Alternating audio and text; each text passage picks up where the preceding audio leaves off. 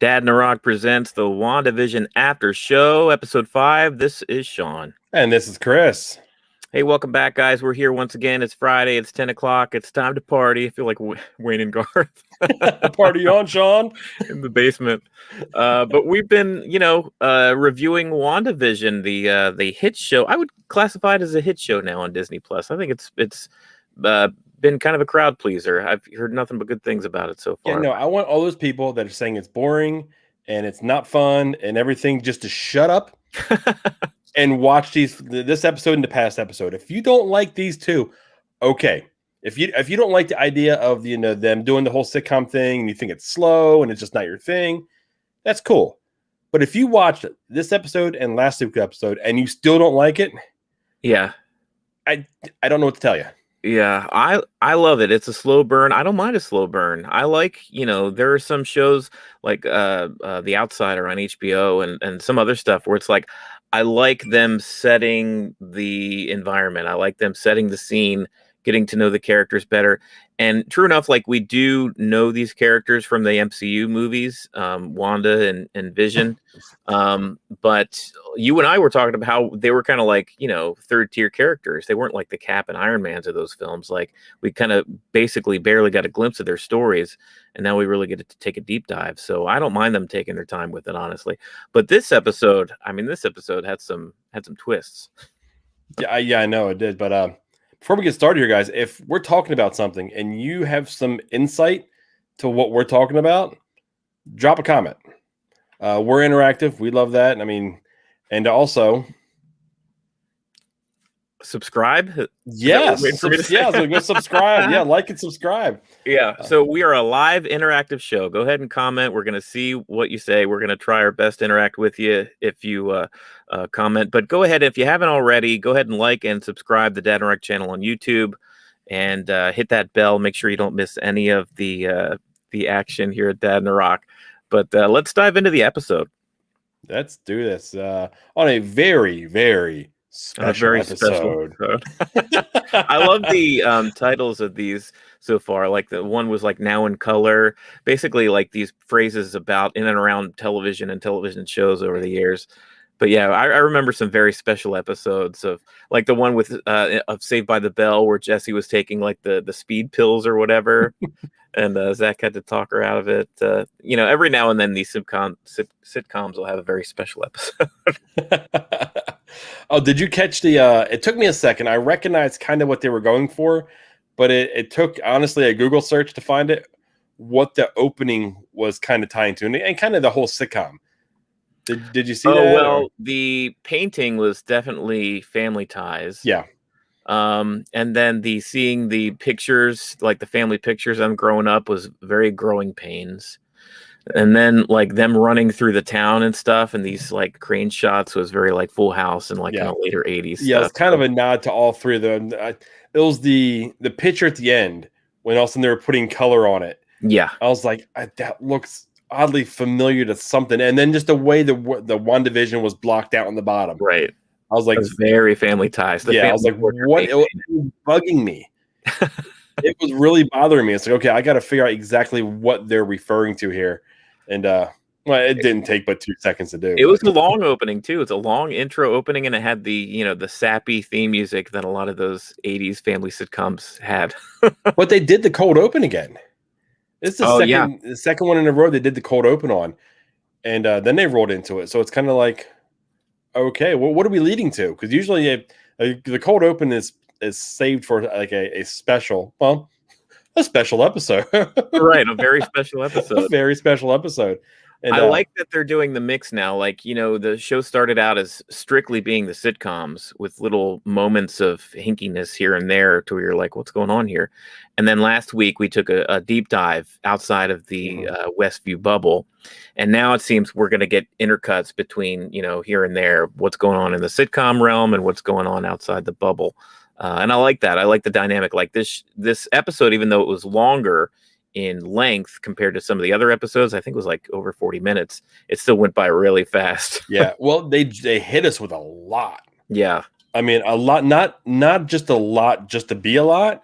They hit us with a lot, moving the plot forward, moving the story forward. I mean, there's a lot of questions that ended last week. Is Vision there? Is that Vision's body? Is she, doing something to project Vision? Do we see Vision and she see Vision? But the people in there, do they really see Vision? Right. I think we got some answers in this episode. Really, yeah. I think he's there. She put him back together, and he is there because when he was there, when she found him, he was in pieces. Yeah. They show footage. Well, I guess we'll get into it later, but yeah, I think you're right. I mean, there's evidence that his body is, with her. But anyway, how's this episode start out? Well, they have the opening scene where once again they're in the house. Yeah. The babies are crying, the twins are crying. They can't get the babies to stop. That always threw me, by the way. Hearing a baby cry and not being able, I'm always like, do something else, try something else, get the baby to stop crying. Don't shake them. That's not what I'm going to say. It's either rock them or bounce them. Hungry, it needs a diaper change. It's like go through the list, and if you haven't done that yet, you need to do that. Yeah, there's only so many things that it could actually be. Yeah, but there was a big scene in this opening scene, and dude, I really am starting to believe Agnes has something to do. There is something special about Agnes, and I don't know what it is. Yeah, for some reason, while they were going through their typical, hokey sitcom dialogue, Agnes kind of takes a pause and she's like, well, do you want me to do, as though she forgot her line or something. She's like, you want me to do it again? Do you want to take it from the top? I'm supposed to be holding the baby, right? Yeah. And she doesn't seem like afraid, really, even though she's been kind of afraid before. But for her to just kind of end the scene and ask, I almost said Scarlet Witch, ask Wanda directly, like, what do you want me to do? Because I remember distinctly Mrs. Hart at the dinner table, and Mrs. Hart's husband is choking, and she's like trying to stay in character, but also like looking at Wanda and almost like begging her, like, stop it, like asking her in a way that's still within the character in the world of the sitcom, but also like pleading with her to save her husband. Don't let him die. Yeah, exactly. Yeah. Almost as if these people, and we see later in the episode with Norm how these people are kind of under this trance that they can't escape from. They're almost trapped as prisoners in their own minds. But Agnes acted differently. I couldn't put my finger on it, but Agnes acted like really strange. Yeah, there's something coming. It may be the next episode. We're starting to get to that point where we were told that like the last 3 or 4 episodes are going to be almost like a full-fledged Marvel type movie. Yeah. So we're getting to where more and more answers. I think we're going to get less questions going forward, and I think more answers to what's really going on, or how this is all going to end. Because even after this episode, dude, I've got more and more feelings like there's a war coming, and these 20 agents with these guns outside this, bubble of hers. Well, we found out they're not going to help her. Yeah. But we were talking about Vision, and we kind of get a little bit of like a debriefing of Monica Rambeau. So they go through the whole taking pictures of her X-rays and everything. We find out everything comes back inconclusive. Right. Which I'm starting to think she's starting to get her powers. Yeah, because in the comics, she does have power. She's a hero with the name of Photon, I think. Yeah, that's her name, the superhero name in the comic books. I don't really know what her power set is. I think like light powers and kind of shape shifting, that kind of thing. Which that would be cool if this ended up being sort of a backdoor origin story for her superpowers. That would be kind of neat. Yeah, I just have some type of feeling that she's going to have some type of something's going to happen to her. Yeah, and that leaves so much open when it comes to Captain Marvel. Even though she blew off Captain Marvel's name in a scene real quick and easy. I noticed that too, where I think it was Kat Dennings' character brought up the name Captain Marvel, and Monica kind of shook it off real quick, like no, like you could tell immediately, and we didn't have any indication of this prior, that there was some sort of disconnect between the last time that we saw them both in the 90s. Something happened where they're not on great terms currently. And I was almost banking on Captain Marvel being, because of the connection, that she may have some type of interaction in the show. And just because they're not on good terms, I don't think it rules it out. Well, honestly, because they even brought her up to begin with, and they introduced that little that fold of Monica's character, I almost feel like there's a better chance of seeing Captain Marvel now, or at least some sort of cameo, maybe a post-credit sequence. You know, it's funny, all the Marvel movies they trained us to stay in the movie theater, keep our butts in the seats after the credits to make sure that we see everything. And I'm wondering now, like they've got to do a post-credit scene here for the show too. They got to keep that tradition going. Well, it's probably gonna be the final one, and it's gonna be the tie-in to the next. I'm gonna say it's gonna tie to Spider-Man, because we know this is gonna connect to Spider-Man, and then all this is gonna have a direct impact on Doctor Strange. But something in the multiverse of madness. Multiverse of madness. So I think it's going to have a big part. There's going to be something there. They're going to give us some type of nugget to hold on to and talk about until we see the next movie. Yeah. But yeah, it goes back and forth. So we go from the 80s sitcom era in Westview out to see what Sword's doing, and they debrief Monica. And I noticed throughout the episode, you know, they kind of threw little hints here and there. People were getting a bad vibe off the new director, Director Hayward. I think that's his name, Director Hayward. Yeah, Hayward. The guy that introduces or welcomes Monica back to Sword after she's been off. And this episode, they call it out. Darcy calls it out, like he's kind of a dick. Yeah. Well, I mean, he goes out and he basically blames the thing that went bad in that one city all on Wanda. So yeah. He said basically he started calling her a terrorist. Right. And they're like, no, she's not a terrorist. Even Rambo was like, no, I don't think she has any political agenda. There's nothing that was planned about this. And then he drops the nugget about Vision. We'll go ahead and watch this real fast. Okay. This morning, I received authorization to share this highly sensitive material from Sword headquarters. Until very recently, it was the top secret location of the Vision's corpse.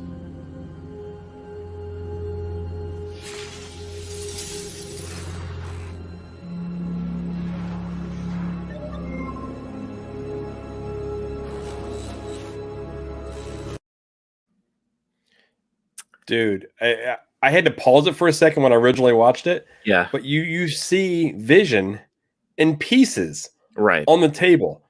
And she does not look like she's in a good mood.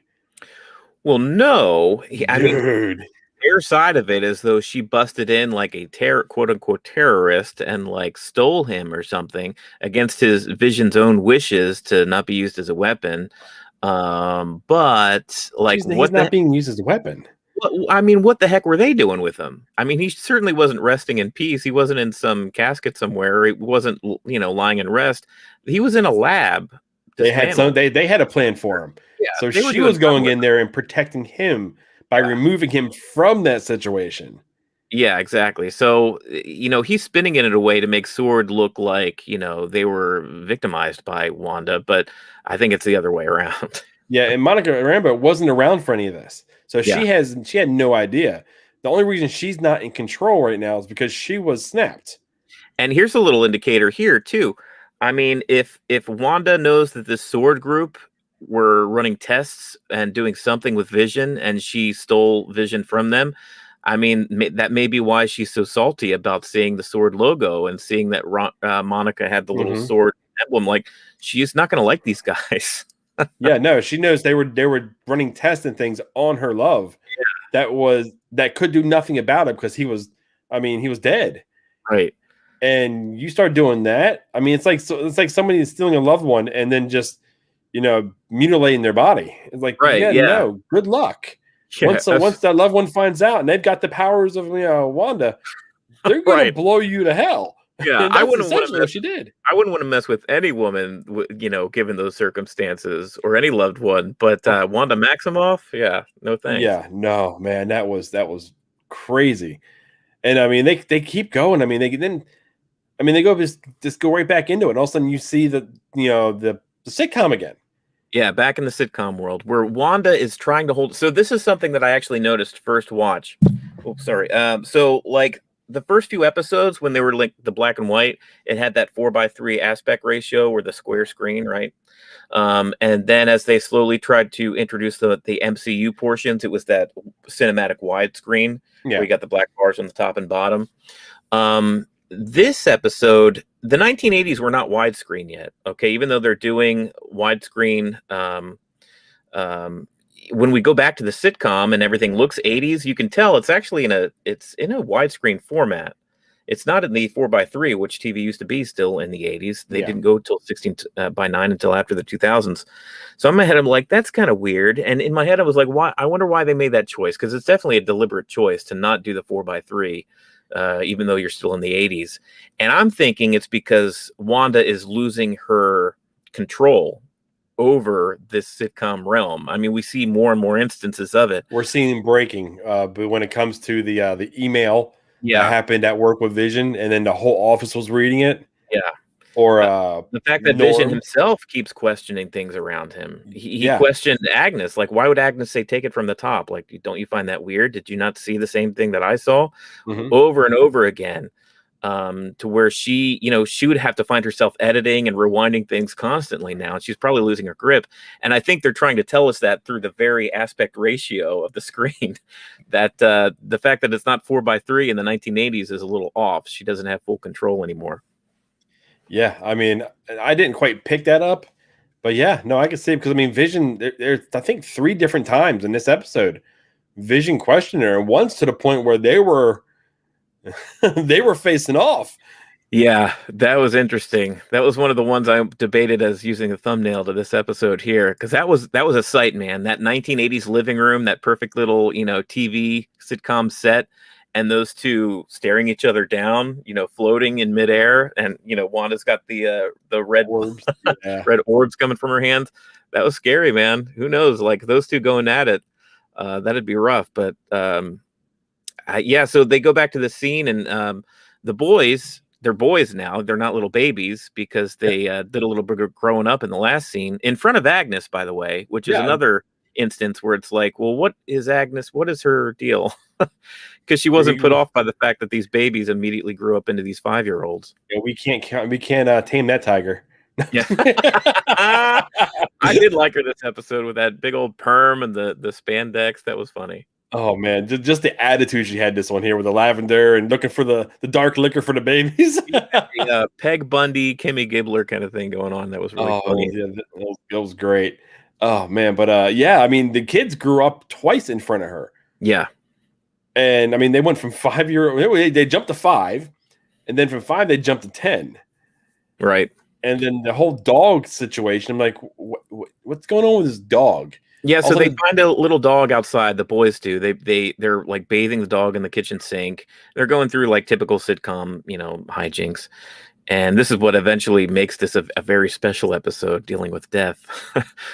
Which it's funny because it's like, are we prompting the boys to learn about death for some reason because their dad is technically actually dead? And I don't know. We'll get into it later, but Agnes just happens to come by with the perfect, doghouse, which Vision once again recognizes, like, well, here comes Agnes, and she just happens to have exactly what we need. That's very convenient. It was already ready for real. it. Yeah. Yeah, it's almost as though these things are written out in sitcom form.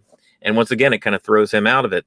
And throughout this, he's kind of like, he's becoming not more aggressive, but just frustrated that Wanda's not paying attention to his curiosity and his frustration.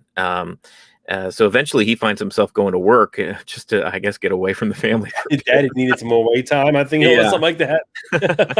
That's funny by itself. I'm like, man, Yeah. I know that feeling. I need some more wait time. But it's kind of, it was a little bit harder in this episode because they keep going back and forth between Sword outside the bubble and then back into the sitcom realm. So we're kind of jumping around a little bit. But back out of Sword, Monica, she's what did we find Monica was doing? Did they have any revelations there about the new episode, the 80s episode? Well, about the clothes that she went in. Yeah. So she went in with all, with the vest. I can't think of the name of what was in the vest, but Kevlar. Kevlar, thank you. Yeah. And when she came out, come to find out her pants were made of that Kevlar her vest was. So it basically just transformed what she was wearing into something else. Yeah. Because she shot 3 bullets at it. And they all just kind of she shocked both Darcy and Agent Wu real quick. Yeah. Hold on, what are you doing? Yeah, so that's interesting. It's an interesting point to bring up, and for them to like clarify this now, maybe it'll have something, some sort of consequence later in the show. But Wanda doesn't seem to be creating matter out of whole cloth. She seems to be just like changing matter that already exists in some way. That's what they got out of that, is that she basically turned her sword uniform and her outfit into a new outfit, and wasn't constructed, by her. So I guess we'll find out a little bit more about that later. But Vision's back at work, right? And we kind of hinted this earlier. It's the 80s. It's the, just the very dawn of the internet, where workplace. Nobody had home computers just yet, but businesses did have very rudimentary email. And because of that, we're in the time period now where I guess Sword or somebody outside the bubble could send an email into this place and they can get it. Things that they send it in, it doesn't have to be changed. They were mentioning if they send something in that would be in the 80s, they can have access to now. Nothing needs to be changed. So if they put a drone in there, the drone would change, or things like that would take place. This was something that could go in the same and come out the same.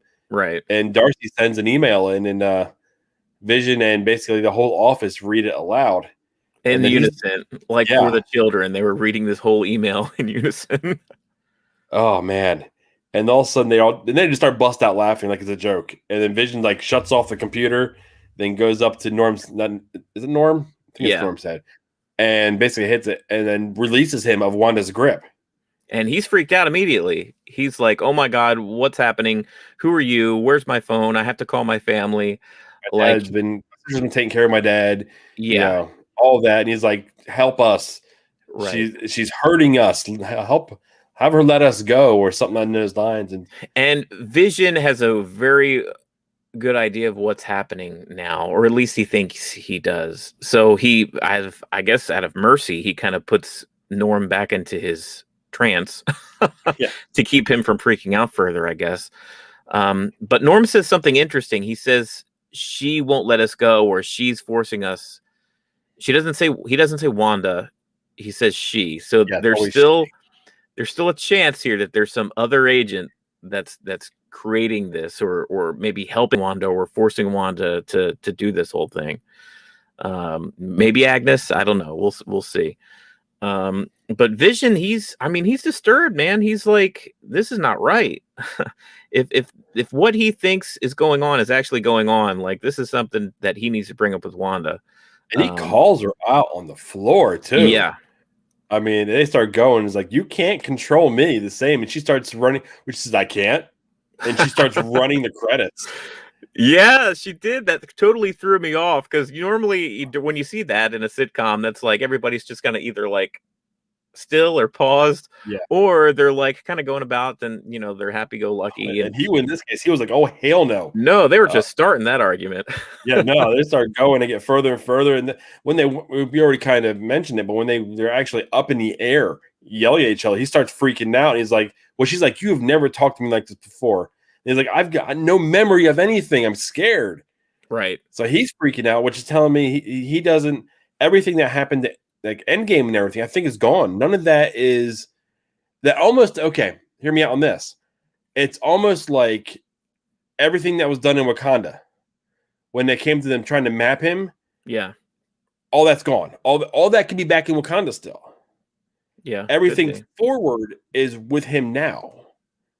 So he's putting together things. He knows what she's capable of, but he doesn't know Tony anymore. He doesn't know Cap. He doesn't know. He doesn't know Captain Marvel. He doesn't know any of these people. Yeah, he says himself he doesn't have any memory of before being in Westview. Which can be very dangerous forthcoming.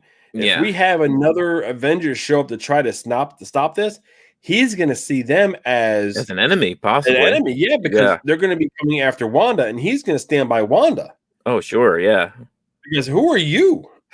Right. I don't care if I'm having an argument with my wife. You're not going to come in here and try to, take our town from us or our home.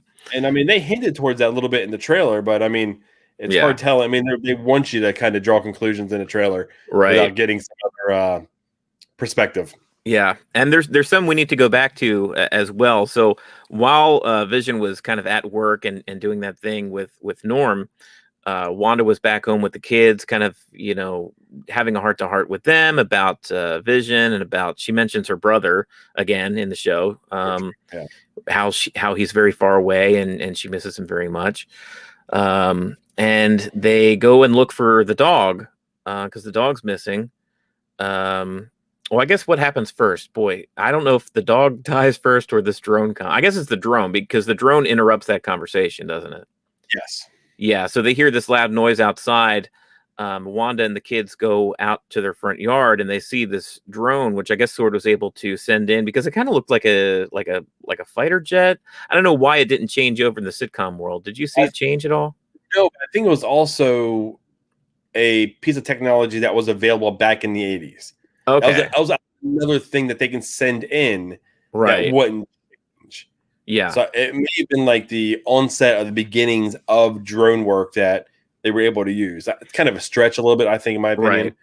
But I mean, I think that's what they went in and did with it. And they find Wanda. Yeah. And they start talking. They try talking to her again over the radio, the comms. And her eyes start glowing. She's pissed again.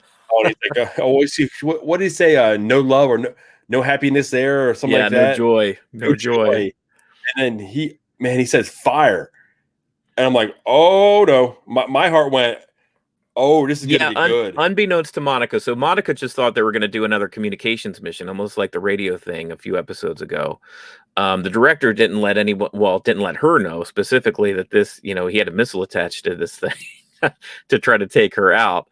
So they were on different pages. So like one more tick for the director being just a dick and a bad guy and separating, himself from Monica more. So of course she's pissed. Like, you don't come in here, send your drone in here and attempt to fire a missile at me and my kids in my home. Like this pisses Wanda enough to basically press pause on the sitcom and literally just walk right through her bubble, dragging that drone behind her. Here's a little bit of what happened. You can hardly blame us, Wanda. I think I can. This will be your only warning. Stay out of my home. What could you possibly have to offer me? What do you want? I have what I want. And no one will ever take it from me again.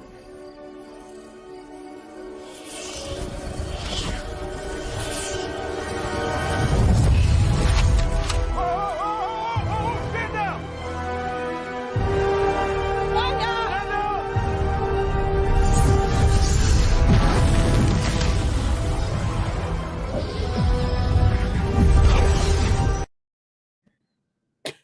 Craziness, man. Man, I love how she says, this is your only warning. Yeah.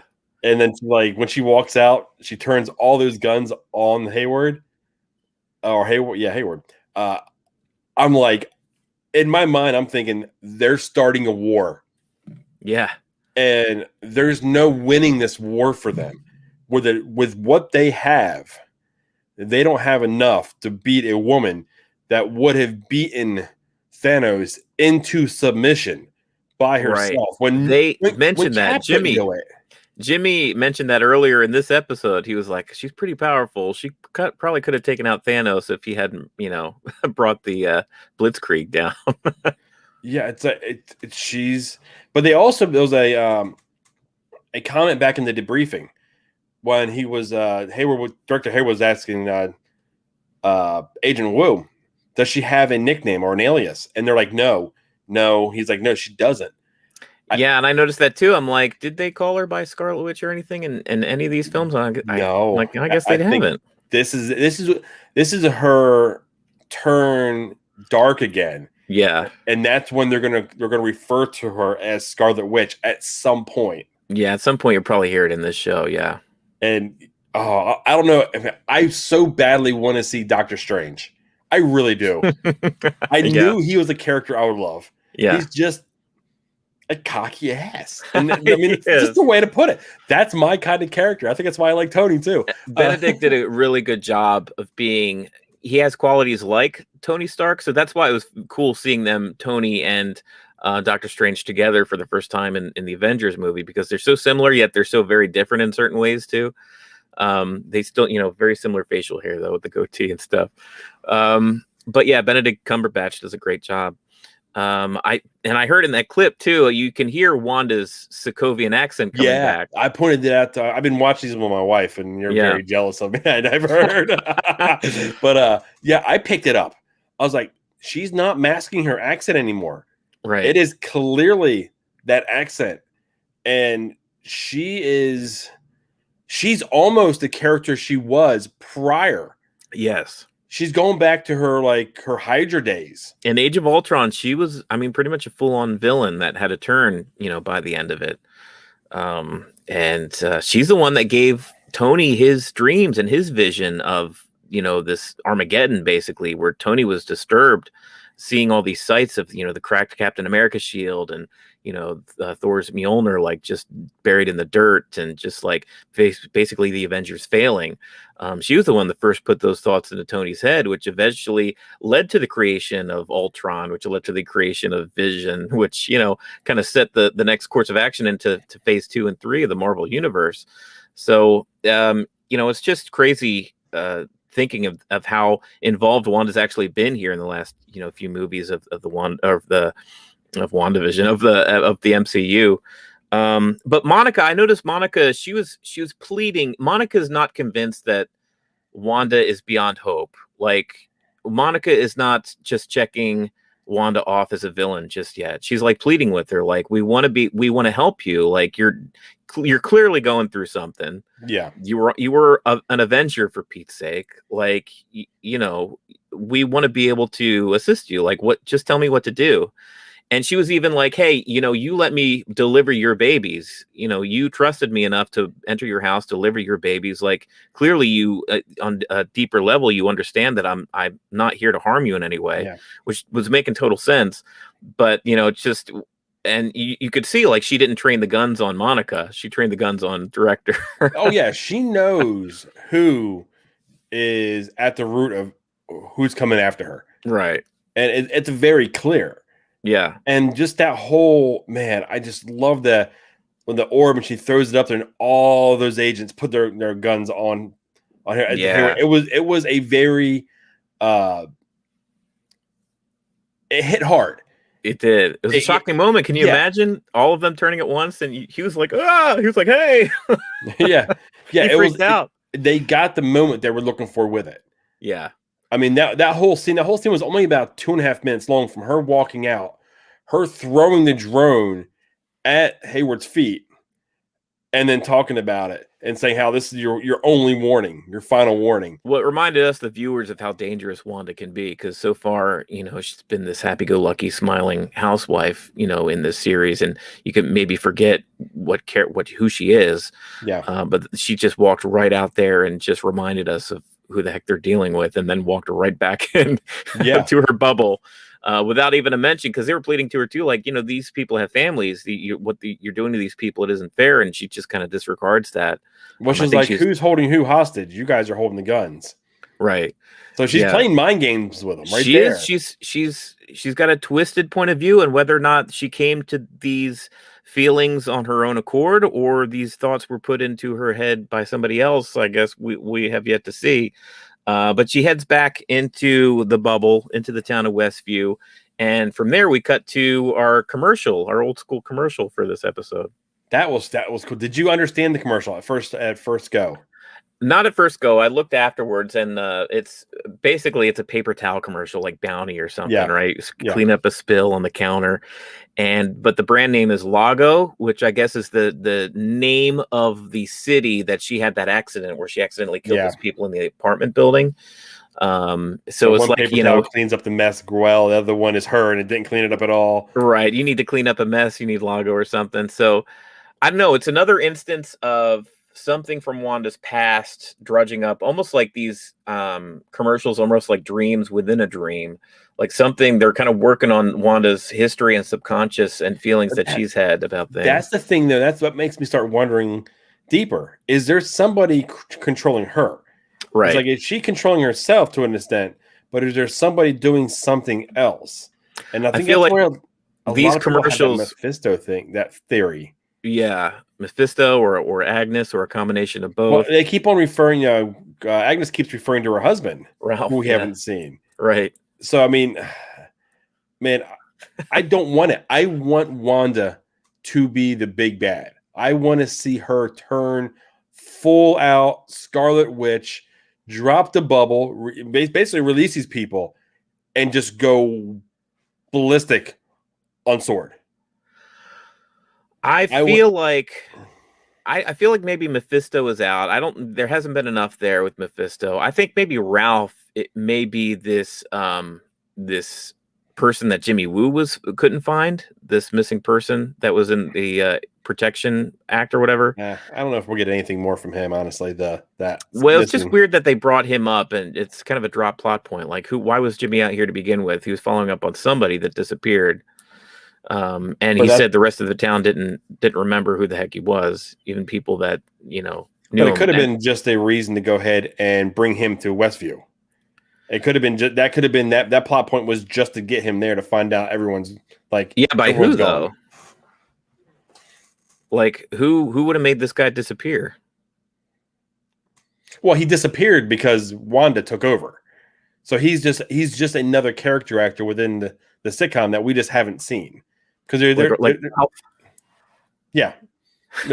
just a whole that's the whole population of this town. We only see less than a handful. Yeah, I think we'll get back to it, but maybe not. I lost my train of thought of what I was talking about there. So we move past the commercial. I think there's more to say about those commercials down the line. I think we'll get a better understanding of what the heck they even mean. Maybe not. Maybe they're just for us, the audience. But yeah, they go back to the town and the kids can't find the dog. So Wanda and the two boys are looking for this dog, and they happen to go across the street to Agnes's house, and I guess the dog got into her azalea bushes, and azaleas are poisonous to dogs. I think that's true. So the dog ended up dying, and they have their very special sitcom moment where the audience was like, "Oh." Well, then the boys say, "You can fix death," and Agnes hears that. Yeah, and that's when she questions, like, "Hold on, you can do that?" So right. it's like, hold on. So it's another instance of something happening in front of Agnes, and this time she questioned it. Right. And every other time she never really addressed that. I mean, I don't think she's seen Wanda, make the dog collar in front of her, because I think her back was turned during when that happened. Yeah. But I mean, we've had the boys grow up in front of her. We've had, other things happen in front of her. And now this is the first time she's like, hold on, what? So I don't know if that's her slipping, her controlling over her, or what the deal is. Well, that was crazy with Agnes. Another portion where she just had a reaction to all this that was kind of broke the fourth wall when it came to staying within the sitcom realm. And then the fact of, like, they're almost giving Wanda something to think about in the moment. Like, Wanda's having to deliver this dialogue, like, oh, how things die, and it's important that given basically this thing that you would tell kids when a pet would die, like, we just have to cherish their memory, and I can't just bring him back. It doesn't work like that. But meanwhile, she is doing that. She's doing that with Vision. Like she's giving this opposite advice. She should be telling herself these things. Yeah, exactly. So it was just a very strange thing. You kind of see that working on her face and through her mind. So we have all that happen. Then we talked about the, Vision basically coming back and saying, "No, yo, what's up?" Yeah. So they're going at it in the living room, and all of a sudden the doorbell rings, and he's Yeah. like, "You did it." Right. And Yeah, she says that she didn't. She doesn't have full control over this place. And then he says he's basically, he's running the stats and statistics, and he's like, you know what? What's telling me is this is all you. Right. And so they go about it, and she goes to answer the door, and we get this here. Wanda, who is this?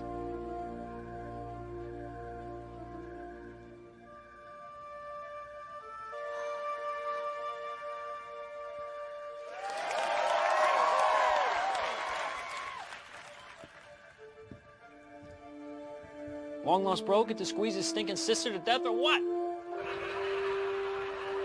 She recast Pietro?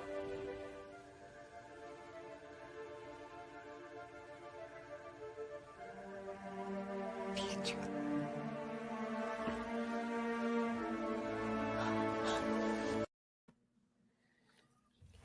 So I don't know what's happening in this scene. So like it's got multi-levels here to it.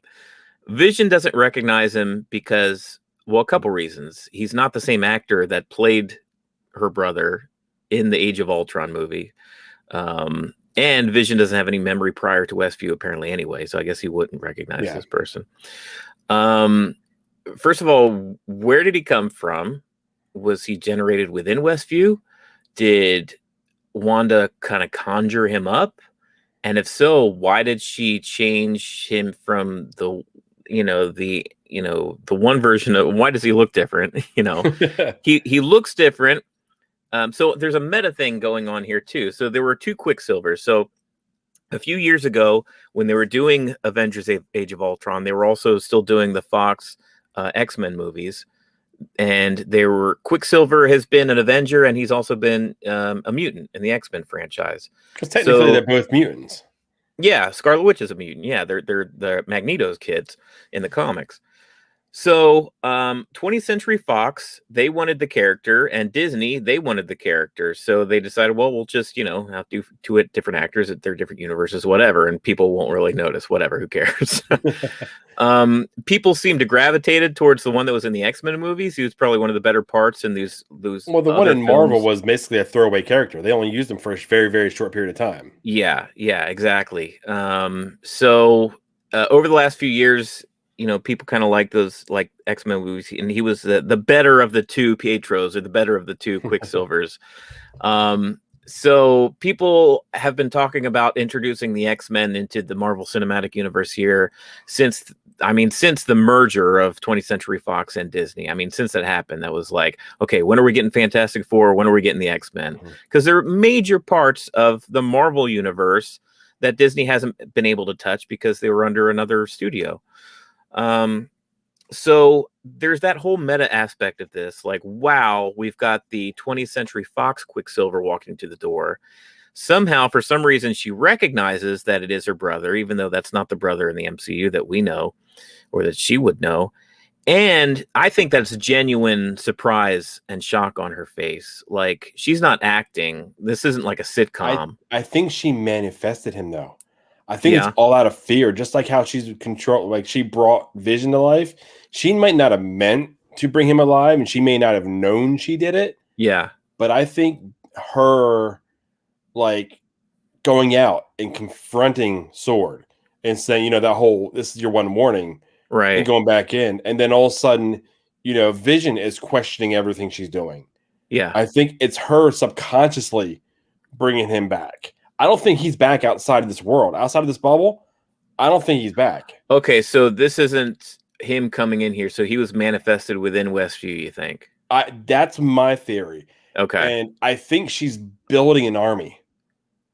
I think she may not consciously know it, but she is starting to build an army, building her own Avengers between the twins who are going to get older. I think we said before the show, we may see them late teens, maybe early 20s before the end of next episode, by the way. So we'll have those two. We'll have Vision, who knows nothing besides Westview. Right. You'd have Wanda, and then you have Petro. They're all going to fight on the same side. there's no reason for them to think that mom and the sister isn't telling the truth. Yeah. So I think she's building that type of defense unit around her. Subconsciously or consciously? Well, it's Was she hard meaning to do this or no? I think a lot of it's meant. Yeah. But like I think Petra is the one that's subconscious. I think the rest of it she's consciously doing. She Right. like we said before, with her being broken, and we were always wondering, does she actually have Vision's body? Now we have confirmation that she has Vision's body. How is he walking around? What are people actually seeing? Why are they, when they come out of this like trance, why are they also so terrified? Yeah. And what's really going on? I mean, we know the twins are real because they've even confirmed that. Darcy confirmed that the babies are real.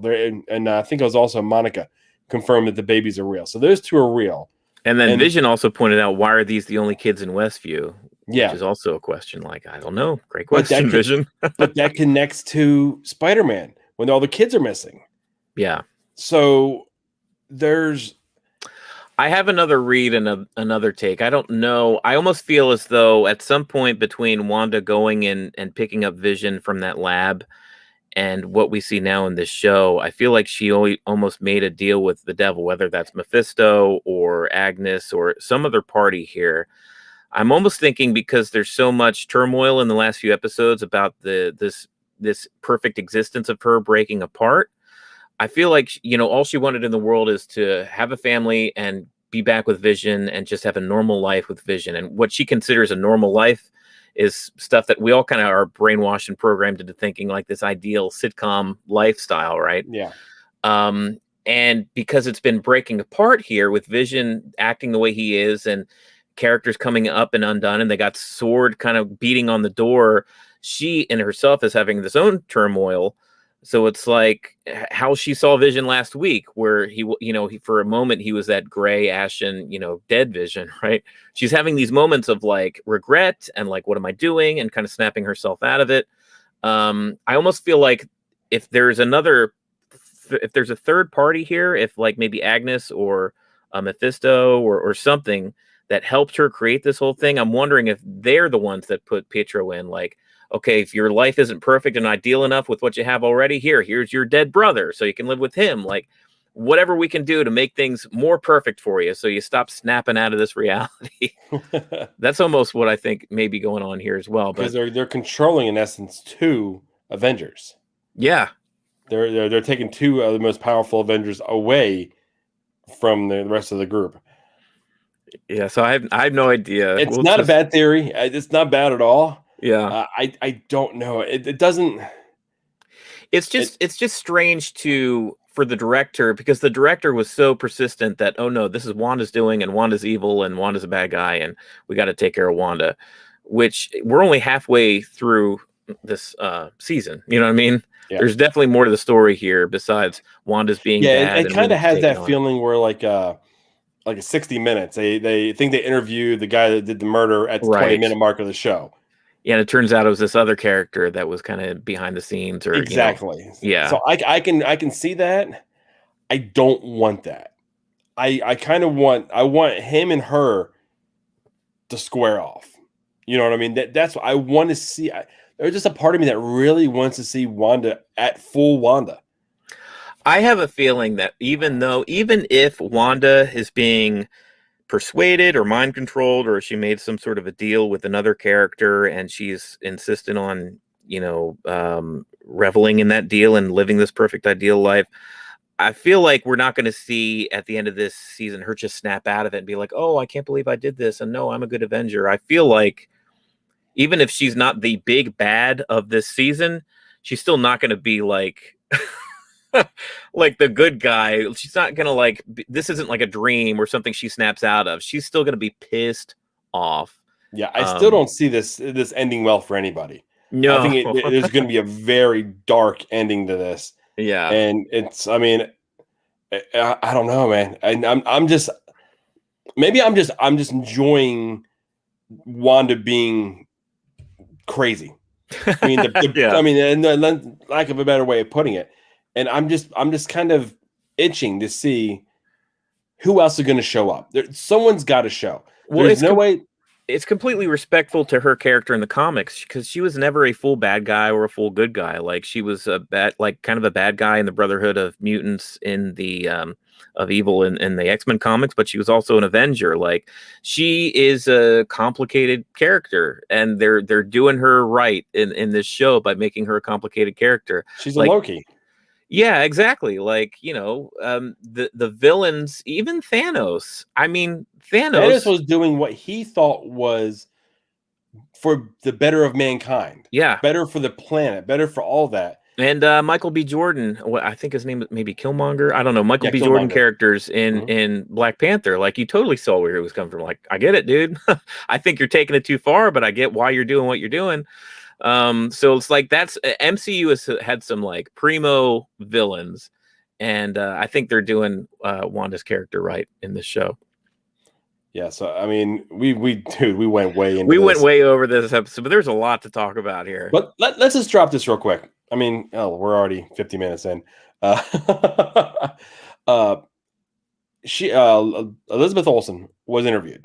Yeah, she was quoted saying that there may be or there will be a Skywalker-ish reveal of a character in the show.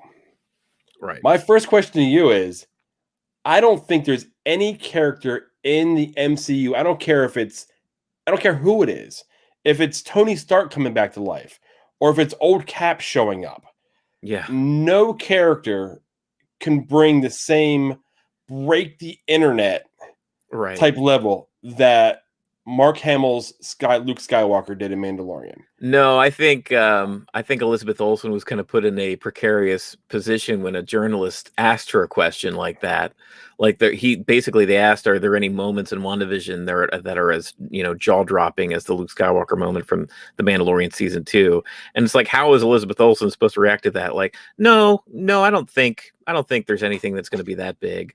Like, of course, she has to say, like, oh, yeah, there's some surprises, in the show. And so far, I mean, this episode, we got one. We got the 20th Century Fox Quicksilver knocking at the door. Like, that's weird and unexpected. And we've still got, this is only episode 5. So we've still got, 6, 7, 8, 4, 9. So we got 4 more episodes to drop all kinds of stuff. Maybe we do see Doctor Strange and Captain Marvel since they were kind of brought up here recently. So I think this show does have more in store for it, but I think you're right. I mean, there's no Luke Skywalker level.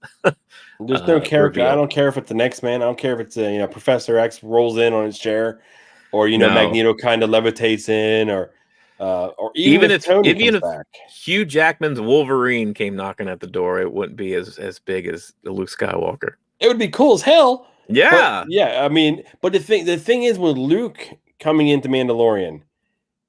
Everybody knows Luke.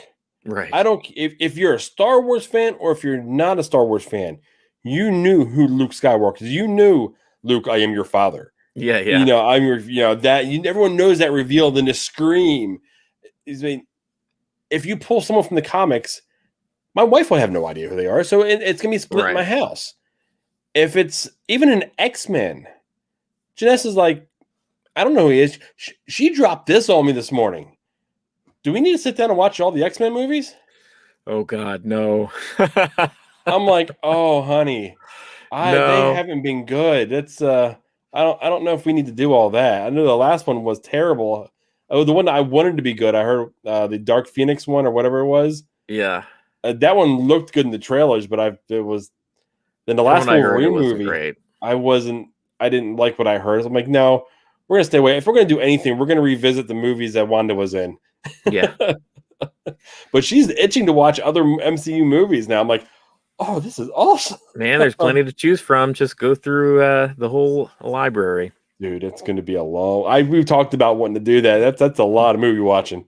Yeah. But, well, guys, I think that's about all we got here for this week's WandaVision After Show. I mean, did we miss anything? If we did, drop a comment below. Let us know. We'll respond to you. We'll go through all of it. If you liked it, please hit like. Funky Sack says, but he said he was her brother. Yeah, we mentioned that's Quicksilver. That's Scarlet Witch's brother in the comics, and from the movies, too. He said he was Awesome. Wanda's brother. Yep, you're right. Funky Sax, I like your name. Oh man, but we'll be doing this every week, 10 o'clock. Check us out. If you're not watching us on YouTube, if it's not your preferred channel, just go over there, hit a like for us, hit a subscribe for us, share it on whatever platform you like, you like watching everything on.